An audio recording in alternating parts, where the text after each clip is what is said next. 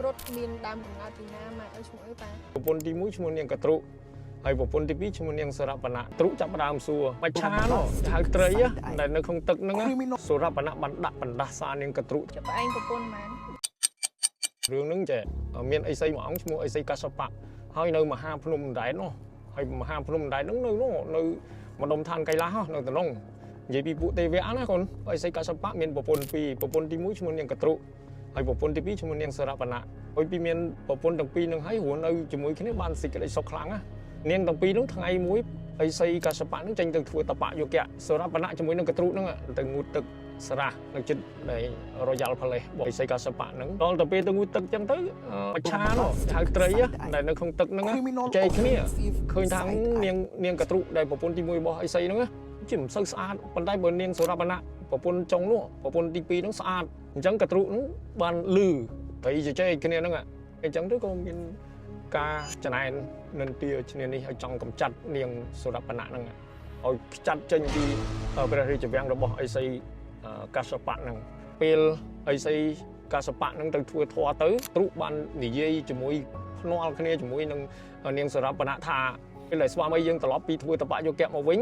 យើងភ្នាល់គ្នារវាងបងហើយនឹងអូននេះតើនរណាស្អាតជាងបើសិនជាស្វាមីរបស់យើងឲ្យមកថាបងស្អាតជាងមានន័យថាបងឈ្នះហានីរបស់អីសីកាសបៈហ្នឹងហានីហ្នឹងមានន័យថាអូនសម្លាញ់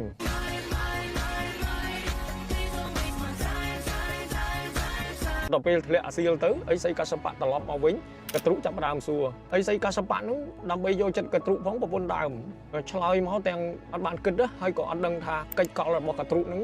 ចង់កំចាយនាងសរបណៈហ្នឹងដែរអញ្ចឹងឆ្លើយមកថាកត្រុអូនហានីហ្នឹងស្អាតជាងសរបណៈឆ្ងាយមួយម៉ាត់តែហ្នឹងធ្វើឲ្យលេងសរបណៈដែលចាញ់តែហ្នឹងអញ្ចឹងកត្រុបានដេញសរបណៈហ្នឹងចេញពីព្រះរាជវាំងហ្នឹងពីភ្នំដែនហ្នឹងសរបណៈបានអង្វរកត្រុខ្ញុំសុំតែនៅខាងក្រៅព្រះរាជវាំងចោះសុំមួយថ្ងៃសុំប៉ះជើងកញ្ចក់ជើងព្រះស្វាមីតែបន្តិចក៏អស់ចិត្តដែរកត្រុអត់ព្រមដេញចេញមុននឹងចេញពីវាំងហ្នឹងទៅនេះសរបណៈបានដាក់បណ្ដាសានាងកត្រុថាយើងសូមដាក់បណ្ដាសានាងចាប់ពីថ្ងៃនេះតទៅឲ្យនាងមានកូនមកសុទ្ធតែនាគប្រពន្ធដើមប្រពន្ធចុងណាប៉ាណោះហ្នឹងហើយអញ្ចឹងហើយបានថាបុរសប្រពន្ធពីរពិបាកណាពិបាកណាចាប់ឯងប្រពន្ធមែនប្រពន្ធតែមួយហ្នឹងទៀតប៉ាចង់ស្ដាប់ពេលដែលចេញពីព្រះរាជវាំងទៅមានន័យថាសរបណៈហ្នឹងបានចេញទៅធ្វើតបយុគៈឈរជើងមួយហើយលើកដៃទៅគោរពទៅដល់ព្រះសិវៈប៉ាតបយុគៈហ្នឹង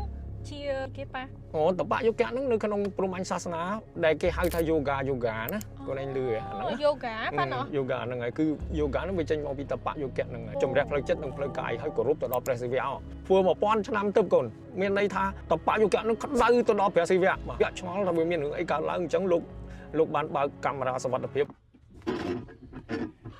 មើលទៅឃើញសរបណៈធ្វើតបយុគៈដល់កម្រិតកំពូលដូច្នេះលោកក៏បានចុះមកតែម្ដងខត្តម